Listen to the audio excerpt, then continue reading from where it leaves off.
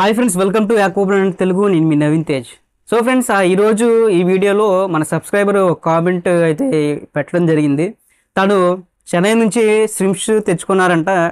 అయితే ఆ స్ట్రిమ్స్ వేయంగానే ఆ రోజు బాగున్నాయంట, తెల్లవారేపాటికి చనిపోయాయి. అసలు ఈ స్ట్రిమ్స్ని ఏ విధంగా యాక్వేరియంలో వేయాలి, ఒకవేళ యాక్వేరియంలో వేసిన తర్వాత ఏ విధమైనటువంటి జాగ్రత్తలు తీసుకోవాలి అని చెప్పి మన సబ్స్క్రైబర్ అయితే అడగడం జరిగింది. అయితే ఈరోజు ఈ వీడియోలో స్ట్రిమ్స్ గురించి నేను ఆల్రెడీ ఒక వీడియో చేశాను.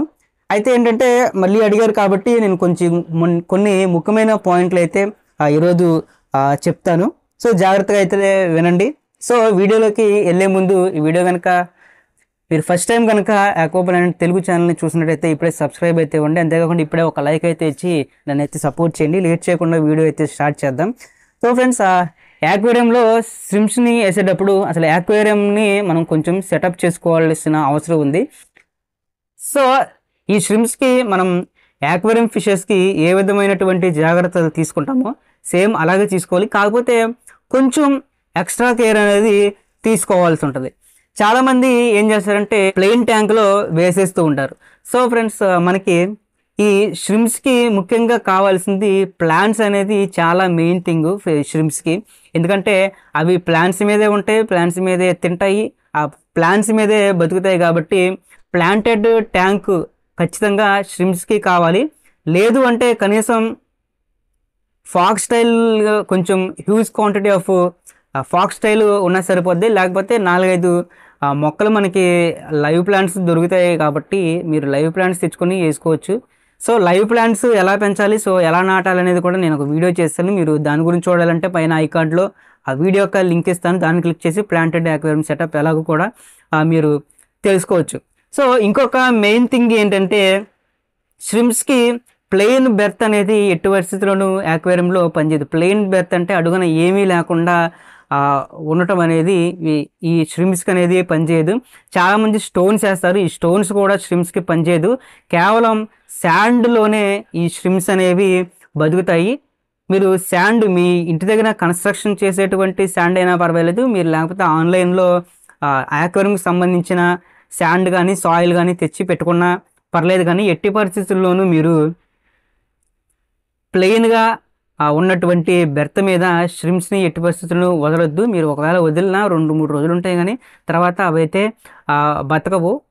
ఎందుకంటే ఇవి శాండ్లో ఎప్పుడు ఏరుకొని తినడం, లేకపోతే అందులో దాక్కోవటం, సంథింగ్ ఇలాంటి హ్యాబిట్స్ అనేవి ష్రిమ్స్కి బాగా అలవాటు కాబట్టి శాండ్లోనే ఎక్కువగా ఇవి బతుకుతాయి. ఇంకోటి ఏంటంటే ప్లాంటెడ్ యాక్వేరియం అనేది చాలా most important thing of shrimps అనమాట. సో ఇంకోటి ఏంటంటే వాటర్ పారామీటర్స్. చాలామంది ఏంటంటే వాటర్ పారామీటర్స్ అంటే ఇంటి దగ్గర యాక్వేరియం ఫిషెస్ బాగానే ఉన్నాయి కదా, ఇందులో కూడా ష్రిమ్స్ బతుకుతాయి అంటే అది చాలా తప్పు. ఎందుకంటే వాటర్ పారామీటర్స్ అనేది చాలా ఖచ్చితమైనటువంటి అవసరం ఈ ష్రిమ్స్కి. దీనికి మీరు ఏంటంటే TDS మీటర్ అనేది ఖచ్చితంగా మీ దగ్గర ఉండాలి. దీని ద్వారా మీరు వాటర్ సమతుల్యతల్ని లెక్కించి వాటర్ అనేది చేంజ్ చేసుకునేటువంటి అవకాశం ఉంటుంది.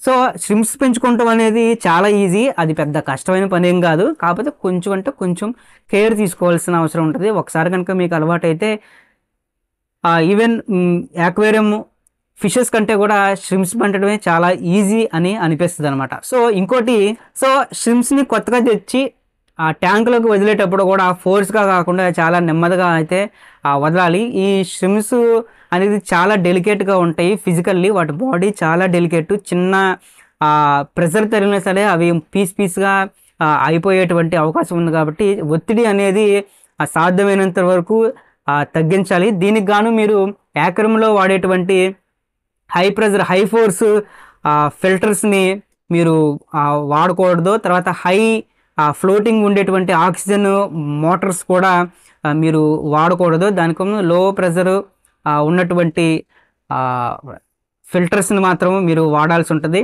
సో ఫిల్టర్స్కి ఖచ్చితంగా మీరు దానికి నెట్ అనేది పెట్టాల్సిన అవసరం ఉంటుంది. ఎందుకంటే ఇవి ఫిల్టర్ ఒక ఫ్లోటింగ్కి ఇవి కూడా ఫిల్టర్లోకి వెళ్ళిపోవే అవకాశం ఉంది. కాబట్టి ఆ ఫిల్టర్కి చక్కగా మస్కిటో నెట్ లాంటిది పెట్టి మీరు ఫిల్టర్ని లో ఫ్లోటింగ్ ఉండేటువంటి ఫిల్టర్స్ని మీరు వాడాలి. అలాగే లో దాన్ని ఏమంటారు లో ఫ్లోటింగ్ ఉండేటువంటి ఆక్సిజన్ పంప్స్ని కూడా వాడటం అనేది చాలా ముఖ్యమైనటువంటి విషయం. సో ఇంకోటి ఆక్సిజన్, షింప్స్కి ఆక్సిజన్ అనేది చాలా చాలా ముఖ్యమైనది.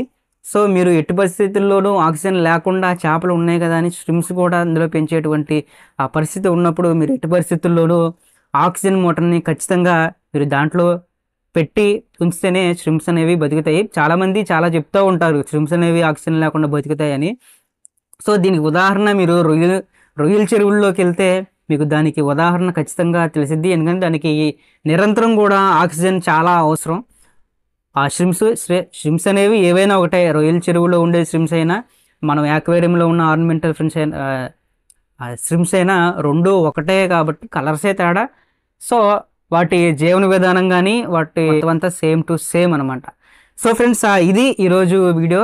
సో ఈ ముఖ్యమైన పాయింట్లు కనుక మీరు షింప్స్ కొని తెచ్చుకున్నప్పుడు మీరు వదిలేటప్పుడు తీసుకోవాల్సినటువంటి ముఖ్యమైన జాగ్రత్తలు. సో ఈ జాగ్రత్తలు తీసుకుంటే ఖచ్చితంగా మీరు షింప్స్ అనేవి కాపాడుకోవచ్చు. సో ఫ్రెండ్స్ ఇది ఈరోజు వీడియో. ఎవరైతే ఈ డౌట్ అడిగారో వారి యొక్క డౌట్ క్లియర్ అయిందని అనుకుంటున్నాను. ఒకవేళ ఈ వీడియో కనుక నచ్చితే ఖచ్చితంగా ఒక లైక్ ఇవ్వండి. ఇందాక చెప్పినట్టు ఈ వీడియో మీరు ఫస్ట్ టైం చూసినట్టయితే ఆక్వాబ్రాండ్ తెలుగు ఛానల్ని సబ్స్క్రైబ్ చేయడమే కాకుండా మీ యొక్క ఫ్రెండ్స్కి కూడా ఈ వీడియోని షేర్ చేయండి. Thanks for watching.